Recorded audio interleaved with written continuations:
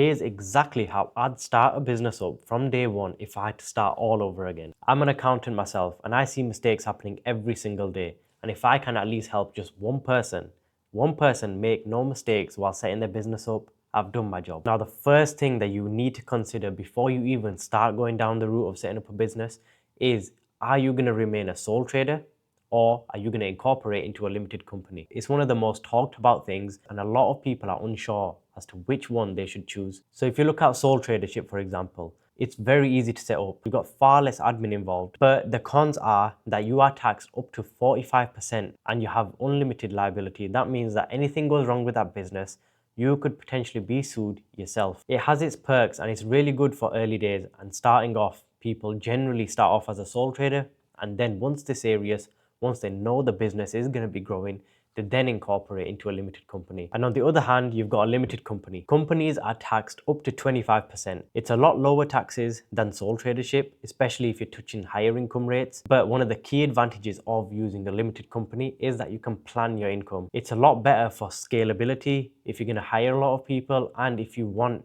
to have a little bit more credibility with others. But having a company isn't just so easy said and done. You've got a lot more admin, a lot more compliance is involved, and you've got so many more key deadlines that you cannot miss. Let's say the average person is making around 30k from their job, they're 9 to 5, and they want to now get into a business and they want to do something for themselves. So at that rate, if you're making, let's say, up to 20k profit per year from your side hustle, then it's more or less okay to stay remaining as a sole trader rather than incorporating. Whereas if you're then touching maybe 40 to 60k, you're now in a little bit of a gray area where you may benefit from incorporating. And if you are anything above 60k in profit every single year, as well as your 9 to 5, you may even consider ditching your 9 to 5, but you also should at that point now start considering incorporating into a company. And one of the key things is, if you're a high risk business, if you've got lots of contracts going out, lots of businesses you deal with, a company route is almost always going to be better for you. Now, this is something that a lot of people will miss out all the time.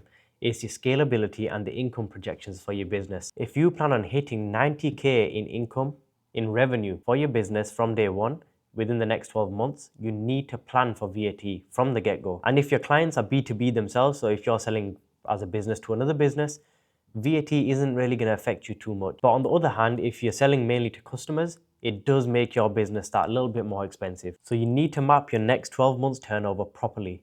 And don't just be in some Google Gaga mode where you just bunch up a bunch of figures and you carry on.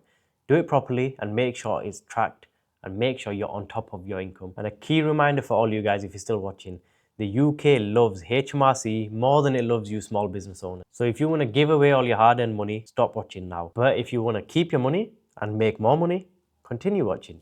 You need to build your break-even model. It's your fixed costs divided by your selling price minus your variable costs. So what you need to do to basically calculate this is list all your fixed costs, your rent, rates, things like that. Then you need to estimate your variable cost per sale. So every customer that comes on board, what additional cost do you have to service them? And then from there, you need to pick a realistic selling price.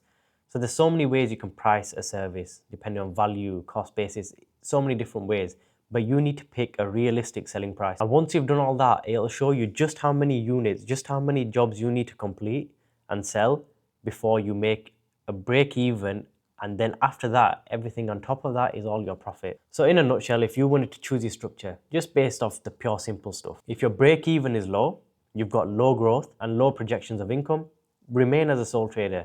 You're probably best off here. If you're scaling fast, you've got loads of customers, loads of contracts come into play, then definitely incorporate. It's just going to be easy for you in the longer term. And if you've somehow got into the mix of having different types of services, different types of trades in one business, make sure you separate them out. You could potentially think about setting up different companies for different types of trades. And before you even start trading, before even a penny hits your account or goes out your account, make a separate business bank account. New business, new bank account every single time, no matter what. And these are some other key points that you should consider, just generally anyways. You need to set up an emergency tax fund. Put some money aside, 20 to 30% of your income at least, just put it aside towards tax. If you pay the tax, great, it's already there. If not, fine, you've got a little bit of extra income there. You might want to also consider protecting your name. If you've got a name you like, your social media accounts, limited company name, just get it all sorted. Make sure you get it protected So at least you've got that. You also need to think about insurance. This is a key thing for UK businesses, and some trades won't even let you operate without adequate insurance. If you want to get paid on time and you want to track your income and track who's paying you and who owes you, then think about systems.